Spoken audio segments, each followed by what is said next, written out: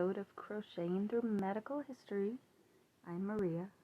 I have Gimli on my lap, the cat, and he will definitely start screaming at some point. So my apologies. I don't like it either. Maybe you will. First of all, shout out to another podcast called Crochet and Crime with Elle. She is the one that inspired me to do this because she is crocheting by Gimli and talking about something that she enjoys. So I thought I could do that too. So I will. So to start off, I'm going to start by talking about Lyme disease because I have had, I'm recovering from Lyme disease, and I talk about it a lot in my real life, with or without people asking about it. So I thought this is a good platform. There we go. A good platform that is appropriate to talk about it. So my vision for this podcast is that it will go into the history of the different diseases and different conditions. So it will not be like a helpful guide. And hopefully I don't mean to be disrespectful to anyone living with any of these diseases when we get later on and I do not have them. Yeah, I'm not trying to give medical advice. I'm not trying to say anything about the conditions. I'm just going into the history, how they became. Hopefully nothing within the past 20 years will be talked about, because I don't want to do that. I'm not a medical professional, so keep that in mind. So Lyme disease was discovered in Lyme, Connecticut, and its surrounding towns in 1975 after 51 community members were diagnosed with arthritis, which included 12 adults and 39 children diagnosed with arthritis. So there were two mothers of the children that were not satisfied with the diagnosis of arthritis in their children, and they sought help from the Yale School of Medicine to dig deeper into their conditions. One of these mothers was Polly Murray, who died in 2019, but was heavily involved in the advocacy of Lyme disease and its patients, but I could not find the name of the other mother. But big thanks to Polly Murray for all that she did. So within the Yale School of Medicine, the two doctors that were most heavily involved in the research of what is now known as Lyme disease were Alan C. Steer and Stephen E. Malowista, who they were members of the rheumatology department. These two and their team examined the patients diagnosed with arthritis and did not find anything unusual in their initial physical examinations or lab work, but they did discover during the histories that 1/4 of the arthritis patients had experienced an erythema migrans or bullseye rash at least a month before their arthritic symptoms started. The erythema migrans rash had been seen previously in Europe and had been associated with an infectious agent, but it had never been seen in arthritis cases before. So to further dispute the arthritis diagnosis, that is my dog. I'm sorry, he is scratching his face. There we go. Hopefully that will be quieter. To further dispute the arthritis diagnosis, it was found that the affected patients had all lived in the wooded areas of town, not in the center of the towns, and that all of their symptoms onset during the summer months. Rheumatoid arthritis is an autoimmune disease, so these external commonalities were strange, should not be affected by area of location or time of year. It's autoimmune. Also during their research, Steer and Malowista hypothesized that the disease affecting their patients was carried by ticks because the condition was 30 times more prevalent on the side of town, on one side of the river in Lyme that had deer and deer ticks, than the other side of the river in the town that did not have as many deer and deer ticks.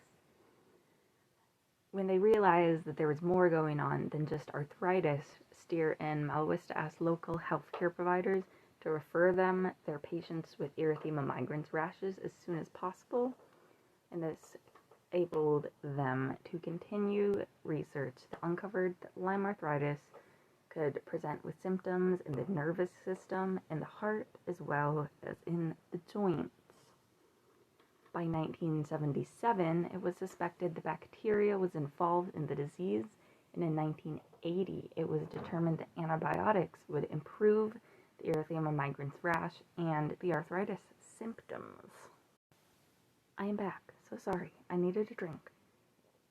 So to continue, in 1982, Wilhelm Willy Burgdorfer isolated the infectious agent that causes Lyme disease, and it is now named Borrelia burgdorferi, named after Willy Burgdorfer. Goodness. Borrelia is a genus of spirochete, which are corkscrew-shaped bacterium, which are difficult to eradicate once the infection has occurred. And it was later found that Borrelia burgdorferi is also such a persistent infection due to its outer surface proteins. The presence of OSPC, along with the tick's saliva, increases the infectivity of Borrelia burgdorferi in its mammalian hosts, which are infected when they're being fed on by a tick that is carrying the bacteria. Yuck. We don't like ticks. They're kind of gross. But, moving on. In 1984, the Yale School of Medicine gathered Lyme disease researchers worldwide at the first international conference on Lyme disease in New Haven. This conference included attendees from the fields of rheumatology, immunology, dermatology, neurology, had public health officials, and other medical providers that were simply curious about Lyme disease and the research. In the next year, in 1985, Steer and Malwista were awarded the Ciba-Geigy International League Against Rheumatism Prize. Completely butchered that, so sorry. Meant to look that up, completely forgot. But they were awarded that prize for discovering and elucidating Lyme disease.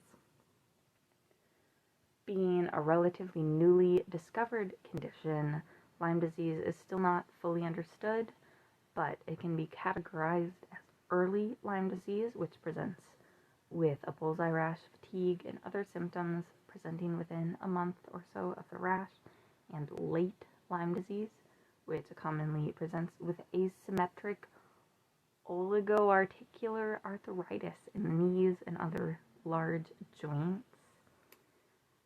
Even today, testing for Lyme disease is often inaccurate, as the most widely used PCR tests lack consistent sensitivity required for all the different stages of Lyme disease.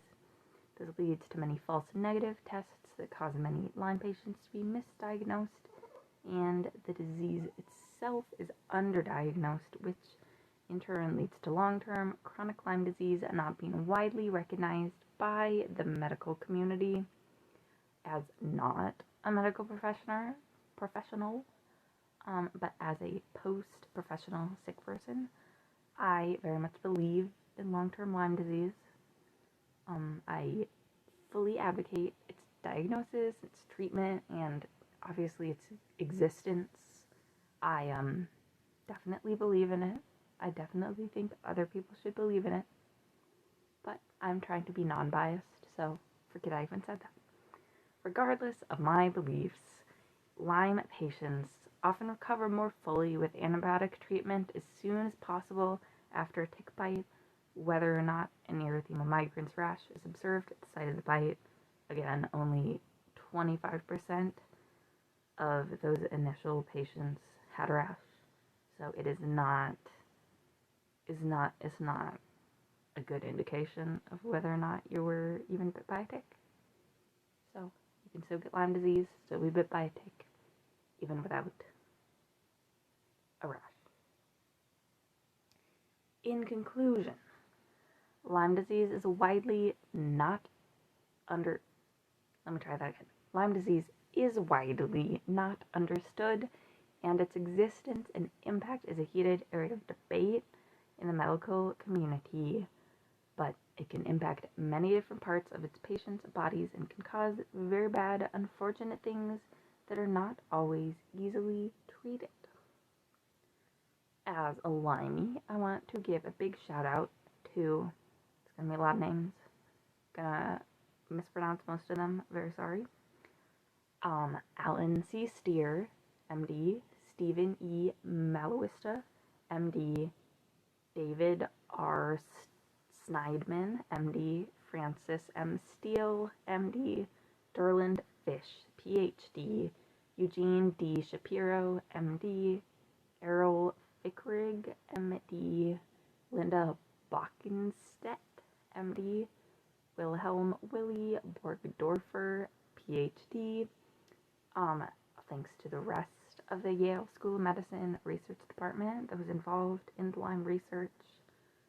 Thank you to Shana Album Barfinkel in the Yale Journal of Biology and Medicine for the article that I got a lot of this information from.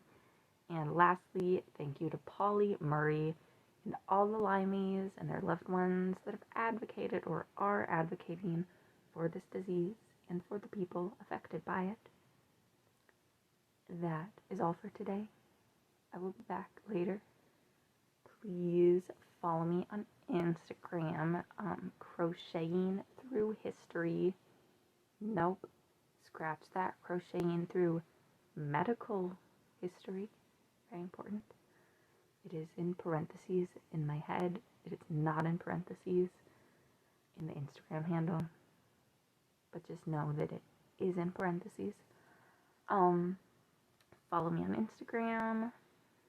I honestly forgot to crochet through most of that, so I have just a long chain right now. But I will turn this into a Borrelia burgdorferi spirochete bacteria. It will be pink with a bit of purple. It will be very pretty, just like bacteria. If you have any requests or ideas for podcast topics, please let me know. You can DM me on Instagram. Or if you are listening to this first episode, you probably know me and have my phone number. Feel free to text me or DM me. Either way, thank you for listening and for putting up with the disturbances from my pets. I love them, but they can be annoying. But have a wonderful day.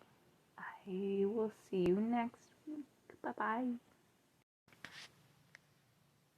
Sidebar. I was just listening to the episode and realized I forgot to also shout out my friend Hannah for being my partner in this podcast. And for being a very good idea man as a not man, as a female. Thank you for being my idea man. Shout out to Hannah as well. Thank you.